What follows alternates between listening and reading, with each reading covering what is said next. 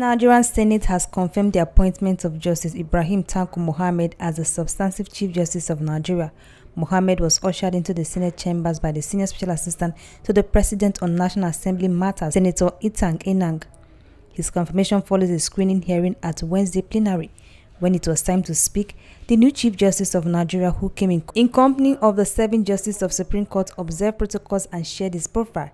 During the screening process, federal lawmakers questioned Mohammed on various subjects relating to the independence of the judiciary, corruption in the judiciary, and respect for court ruling, among others. Nigerians, your vision and your thoughts for the Nigerian judiciary, especially now that you are being considered to become the head of the entire judicial system in Nigeria.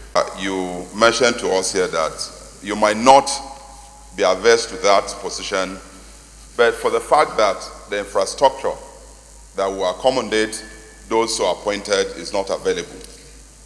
My Lord, my question is, given the fact that most of the appeals that come from the Court of Appeal across the entire country, the Supreme Court is just one.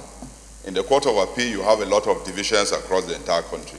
All of the appeals emanating from these divisions come directly to the Supreme Court. So you have loads of work, and you are just 21, as you say. Will you accept that more justices of the Supreme Court be appointed if you have the necessary infrastructure to accommodate them? For the most part, we try as best we can to cure what we consider to be mischief arising from some decisions taken by the courts. But, my Lord, we find that more often than not, after we've made these laws believing that we've cured these mischiefs, in your interpretation of these laws, we're back to square one. Some people are not very comfortable with judicial activism. They believe that we should make the law, interpret it the way we've written the law. But we end up seeing you actually making these laws for us. That some people are actually wondering whether you've taken over both our Section 4 rights and also your Section 6 rights. So I want to hear your views on how, going forward, what assurances you give to us that the laws that we pass here will be interpreted based on our own intendment. Thank you very much, my Lord. He also responded to questions on administration of criminal justice and the poor funding of the judiciary. Honestly, what is keeping the judiciary aback is the lack of autonomy, especially the financial autonomy. We are not asking for anything more than what is provided for us in the budget.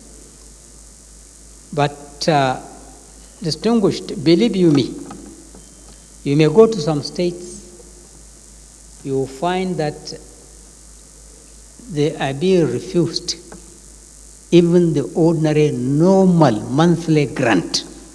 The Senate, however, voted to confirm Ibrahim Tanko after the Senate screened him for nearly 2 hours.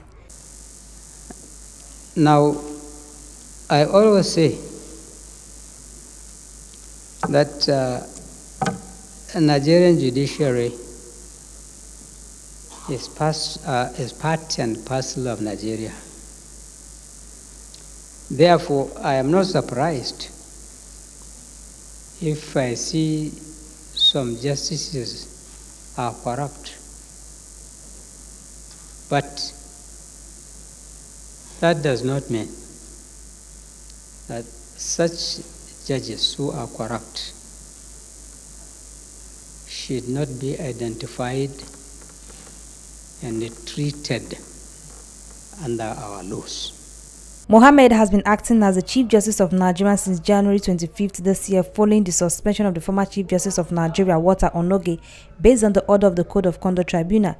Justice Ibrahim Tanko, until the appointment, was the Chief Justice of the Supreme Court of Nigeria since 2017.